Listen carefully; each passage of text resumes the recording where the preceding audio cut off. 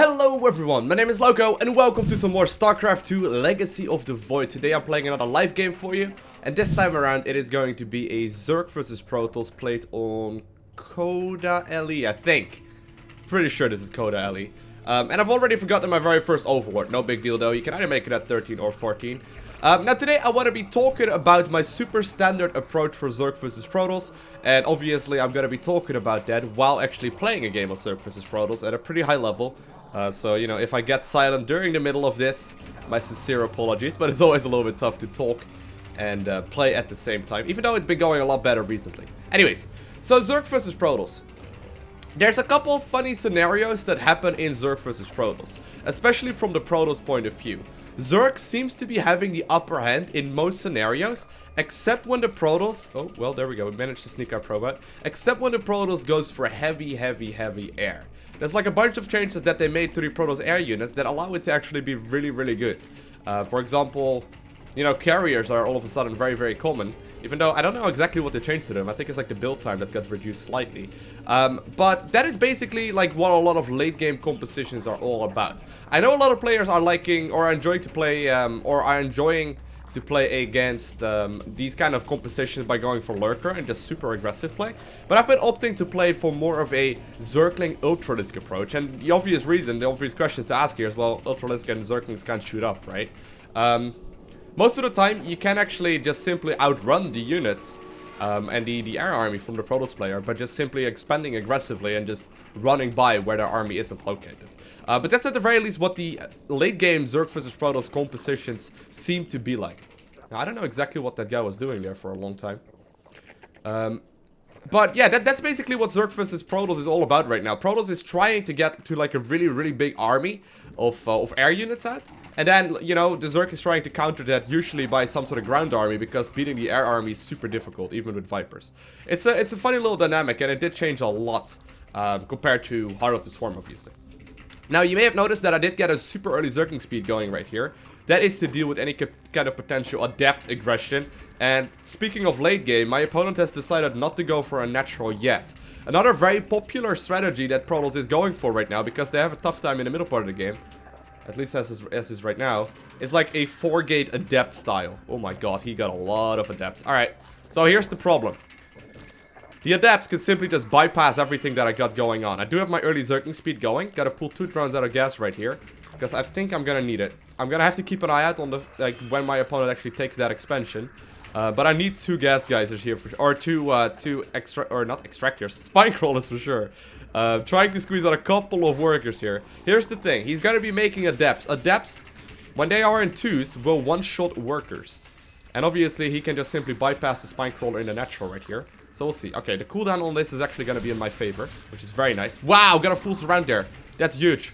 That's absolutely enormous. Oh, that's great actually. Gotta watch out. Oh, he's still gonna be able to kill a bunch of stuff, but... Oh, he wasted a lot right there. Wow, he used the adaptability to actually get into the natural.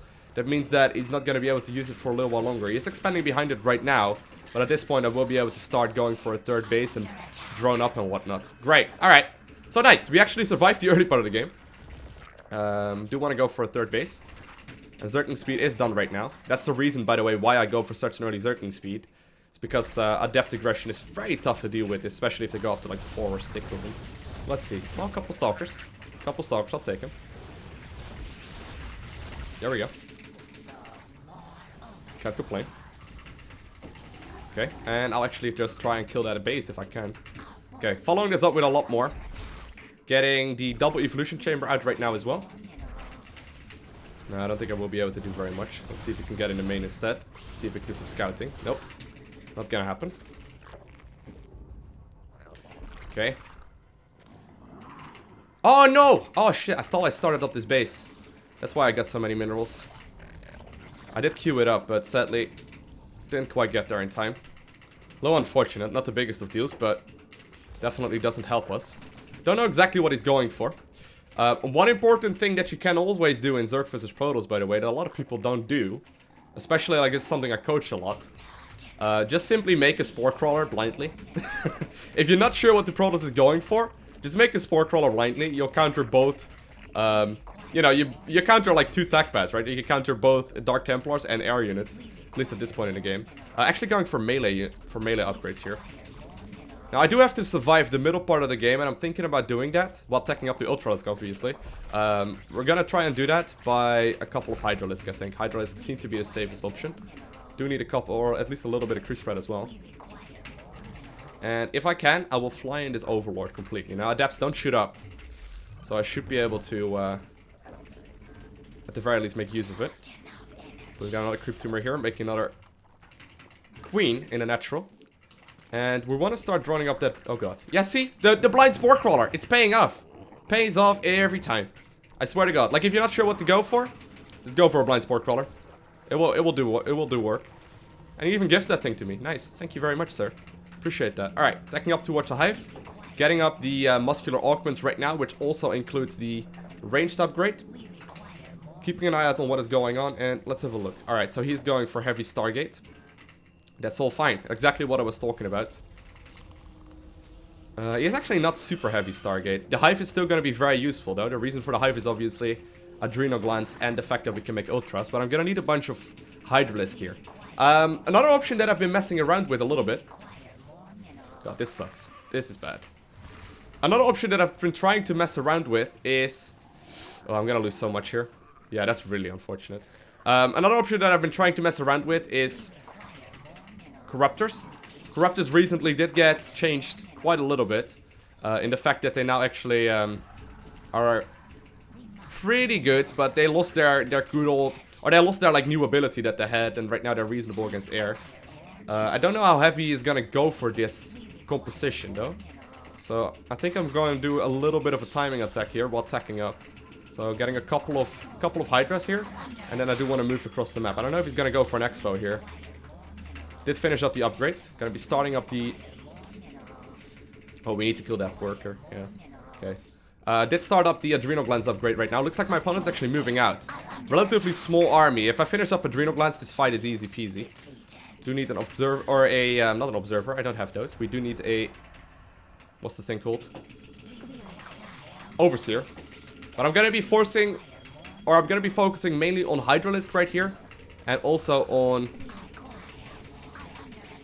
Actually, on Hydralisk and on Zerglings. Do want to put down the Ultralisk Cavern. So I have the transition ready to go. I don't have a big economy though. Like, if I wouldn't have lost that 8 workers or whatever it was, it would have been a really easy cleanup here. I still think I have that easy. Yeah, he doesn't have very much at all. Actually, he does have a pretty sizable army, and he's obviously still warping in as well, so I gotta be a little careful. Adrenal glands will be shortly finishing up. Adrenal glands is where things become easy. They give my Zerglings basically 40% extra attack speed, which practically makes them 40% stronger. Except that they don't survive any longer, but... Okay, squeezing out a couple workers. Is he still over there? Okay. Adrenal glands is almost done. I want to try and buy time for that. If I can, you know, that will make this so much easier. Okay. Ultra Cavern is done. I'm trying to buy time here. Don't want to engage yet. It's so close.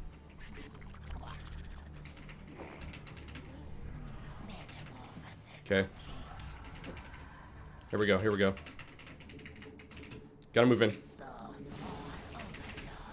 Oh, the adrenal glands. Oh, the adrenal glands. Look at the damage. Once you get that thing going, this is why I attack up to a hive so fast. Once you get that thing going, it's insanely powerful. That was easy, man. I wasn't even engaging with half of my army there. He waited a little too long. Alright, droning up behind it. Do want to make sure that I killed that base, obviously. Moving a couple of workers from my main as well towards the third base, because turns out I don't actually have that one yet. And I'm going to make a spine crawler here just in case. Obviously following this up with a couple of ultras as well. And I want to make sure I get +3 going. Okay, so Zerglings are actually surprisingly good right now against Zealots as well.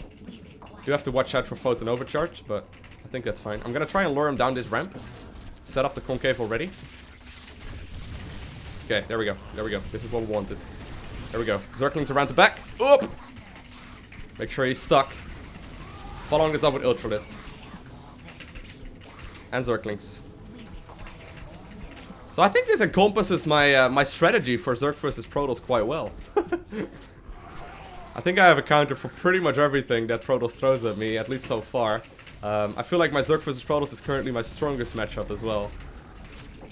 Don't know if that is because Protoss is weak right now, or that Protoss is just all playing pretty much the same way, and it's relatively easy to counter. Well, no need to fight that one. Okay, I did get a kill right there. The chitinous plating upgrade on my Ultralisk is done as well, so we'll be able to make good use of that. And we'll wait for the Ultralisk to actually come in. Got a couple of them waddling across the map. There we go. Look at that beautiful Collector's Edition skin. Okay, following this up with more and more Zerglings, and my opponent decides that he's just not having any of it. Because, well, you know, I don't want to call it domination, but he really did not have much of a chance during the entirety of the game. Anyways, I hope this video at least taught you a little bit more about Zerg vs Protoss and what happens when you donate half of your army to the Zerg player, because at that point it's super hard to come back. I don't know if that has to do with like Protoss design currently, of Protoss balance. I have been playing against good Protoss players as well. Not to say that this guy was bad, but I've been playing against really good guys that have been absolutely dominating me. I actually featured Kiwi Kaki in a couple of videos as well, where he absolutely dominated me every single time, and I still don't know how to counter the style that he plays.